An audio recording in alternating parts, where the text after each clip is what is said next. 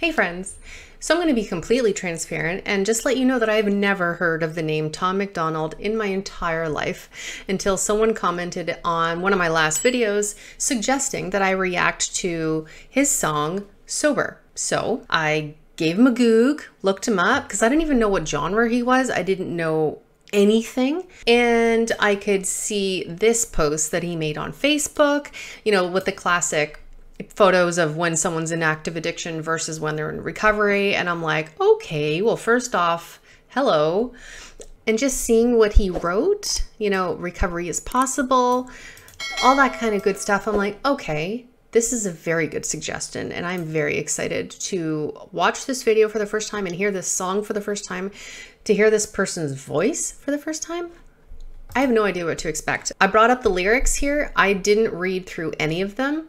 I read the first line here, but that is honestly it.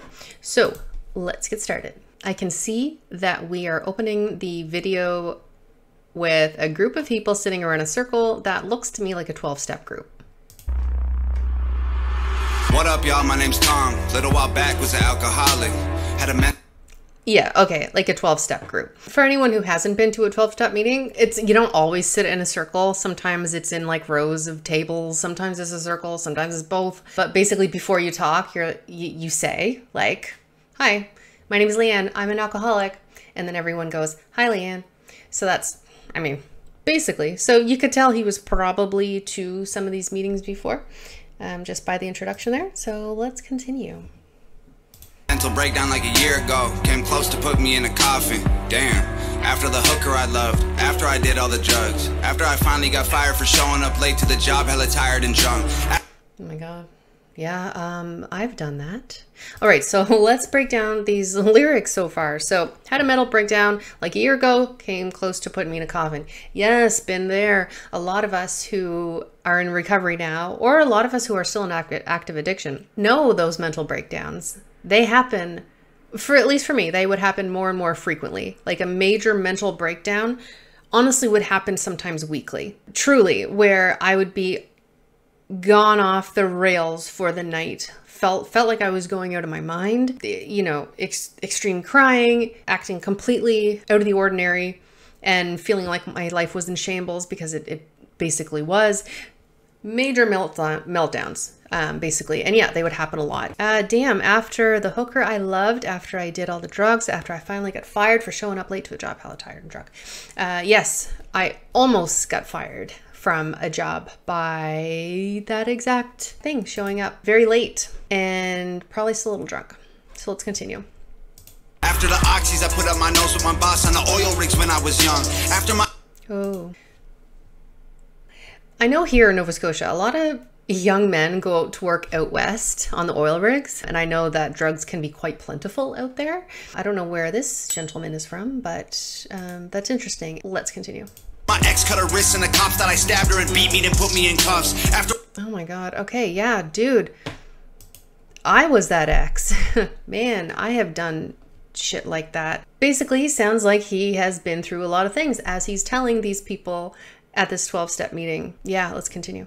After I totaled my car trying to run from the cops with a kilo of coke in the trunk. After I drank till I rotted my teeth on my head, got infections in all of my gums. Oh, buddy. Yeah.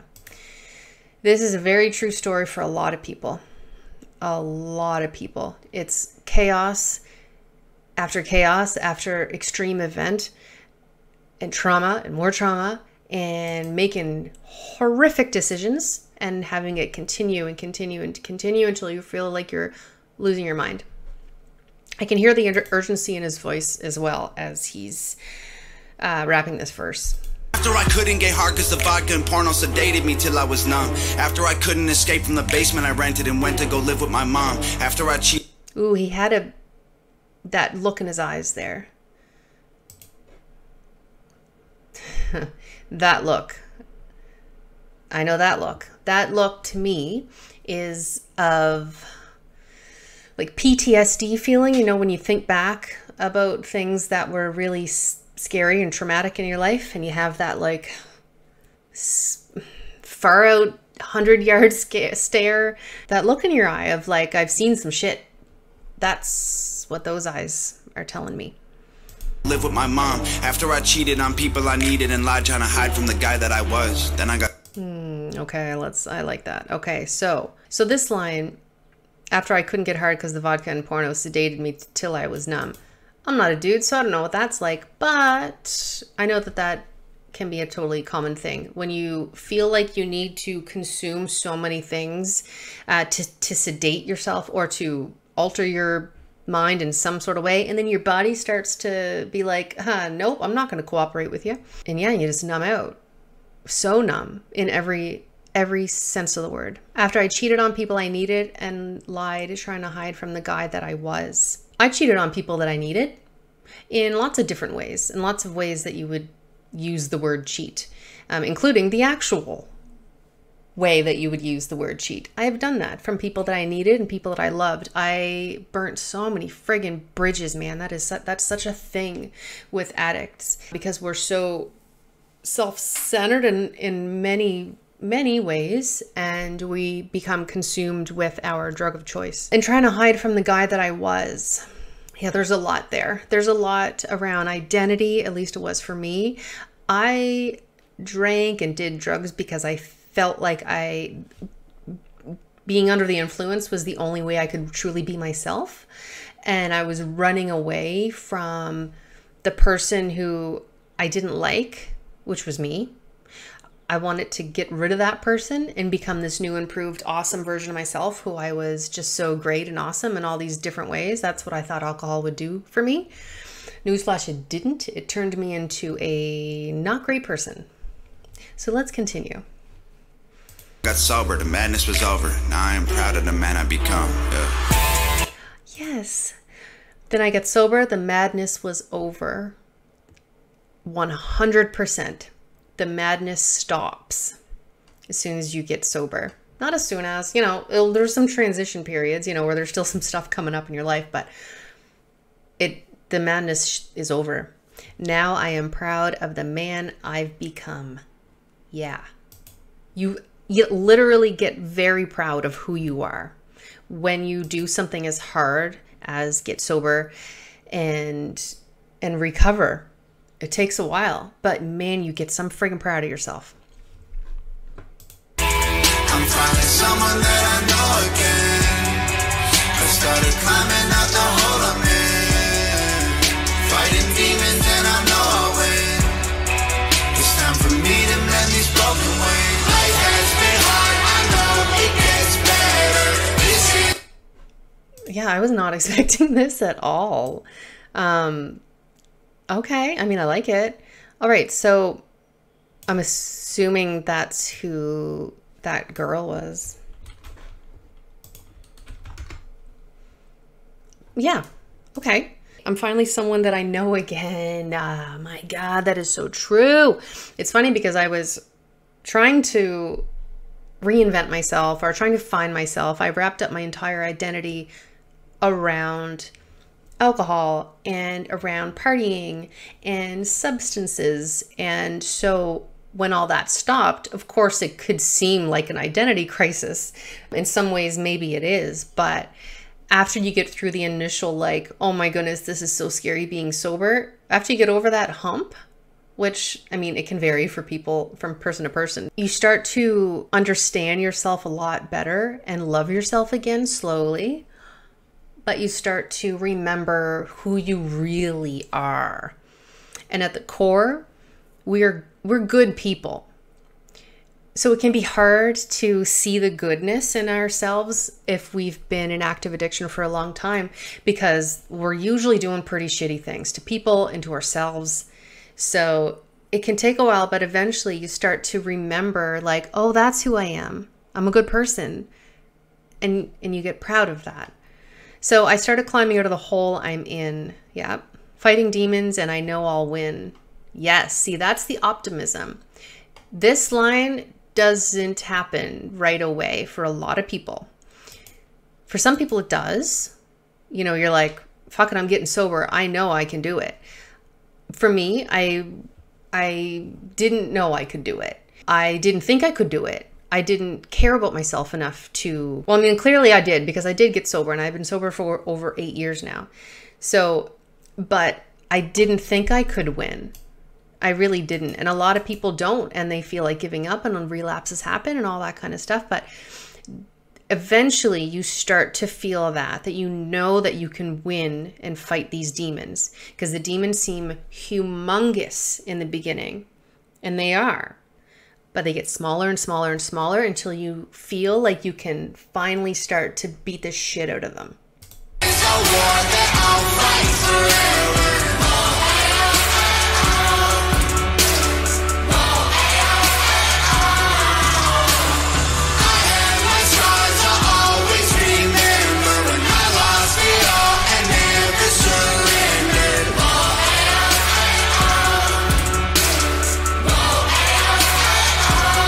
This guy there in the background, he was feeling stuff.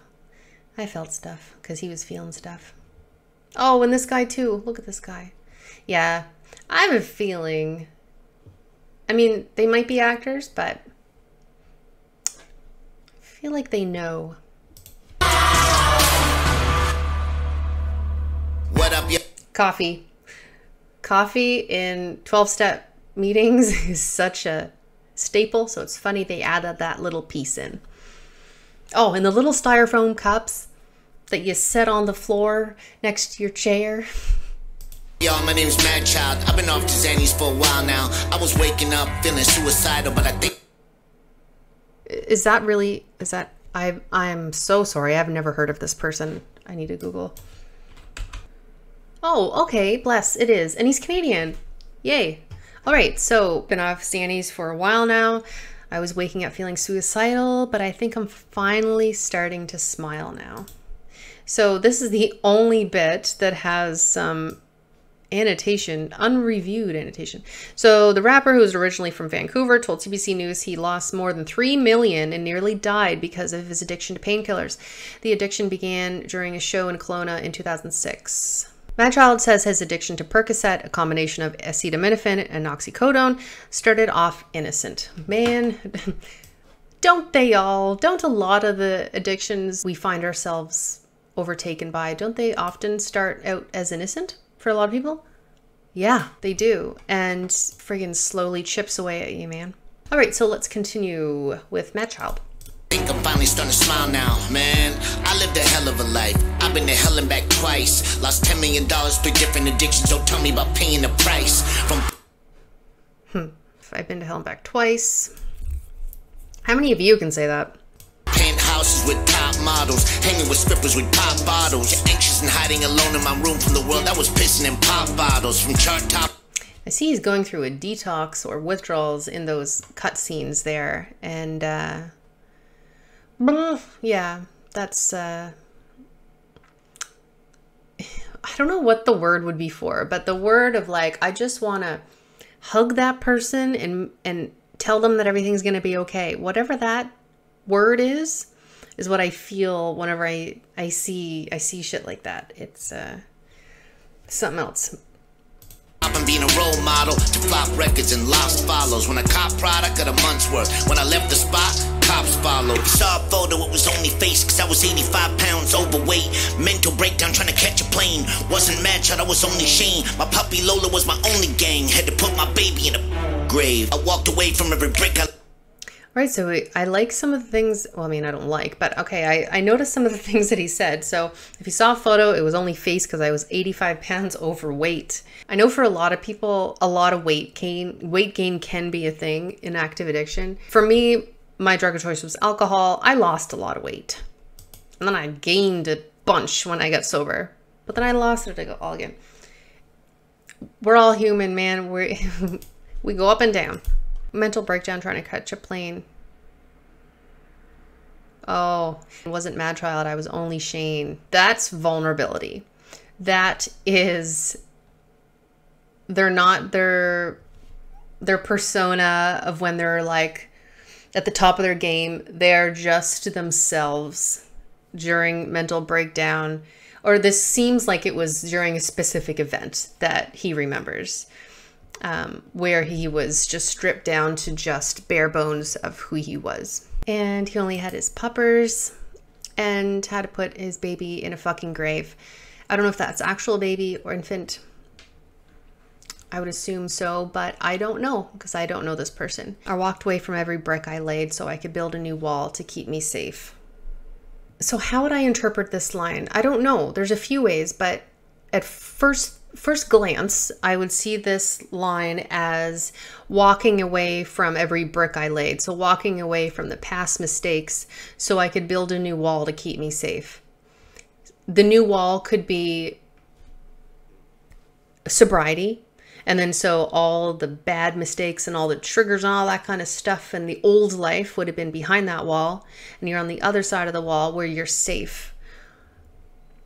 But man, are you really ever safe? No, because you could easily relapse. So maybe that's not what this line would mean. It could be building a new wall to keep you safe from reality, keeping yourself within addiction. I'm not sure. Let me know in the comments what you feel of this line. I laid so I could build a new wall to keep me safe. I'm finding someone that I know again. I started climbing out the hole I'm in, fighting demons and I know I'll win. It's time for me to mend these broken. Why are these people fading out? Are they dying? Or are they just leaving the scene because they're telling?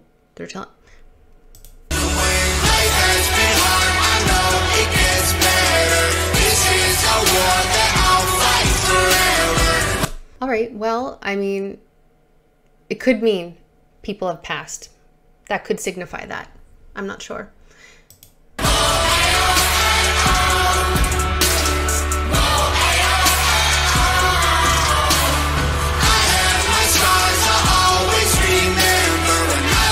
Oh, yeah, I have the scars I'll always remember. Yeah, life has been hard. I know it gets better. It does. For some people, they don't know that it can get better, though. And for those people, you have to have faith that it will get better. And that doesn't mean faith in a higher power, God, or anything. It just means just trusting that things are going to get better for you. Because they will. In sobriety and in recovery. They do. They get better. This war is over and I'll fight forever. True, I feel the same way. I will never go back. I mean, you can't say never, but I truly don't ever want to drink again. My life is amazing without it. I have my scars. I'll always remember. Very true. It's a good idea to not glamorize all the good parts of active addiction. It's good to remember the scars because they help you stay away from relapses. I'll always remember when I lost it all and never surrendered. Ooh, yes. I said I would never surrender. I would never get sober. Then I did.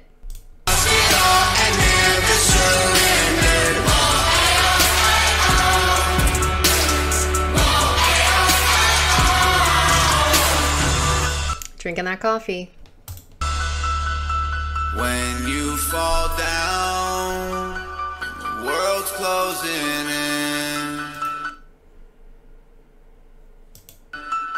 You can get up again. You really can. You really can. When you fall down and the world's closing in, you can get up again. Up again. Up again. Life has been hard, I know it gets better. This is a war that I'll fight forever. I think they're just saying the same thing. Yes, they're just saying the chorus over again.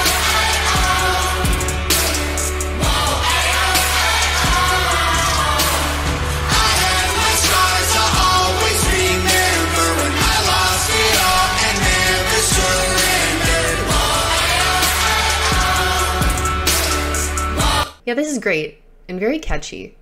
I'm glad I know this song exists.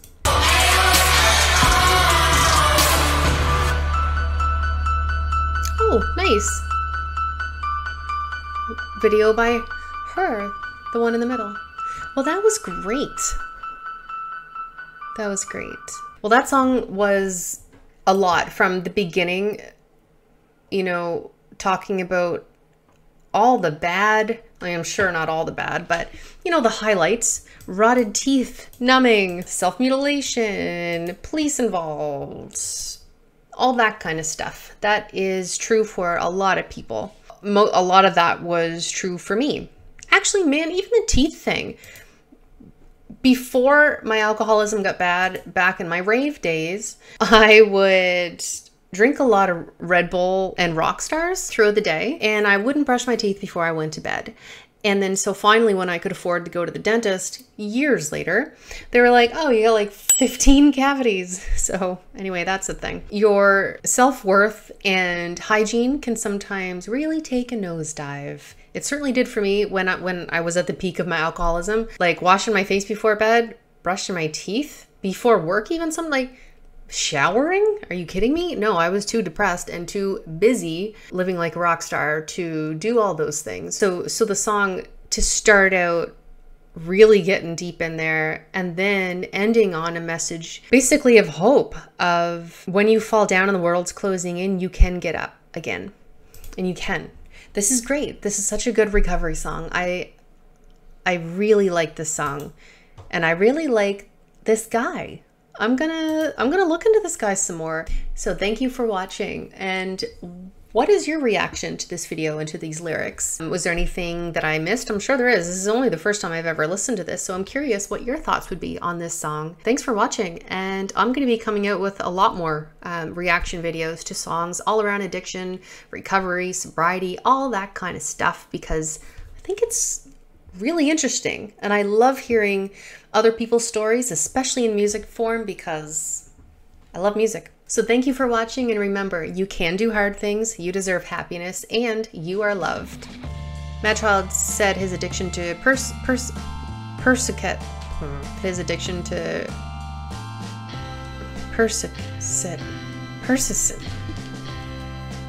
I know this word. Percocet, Jesus.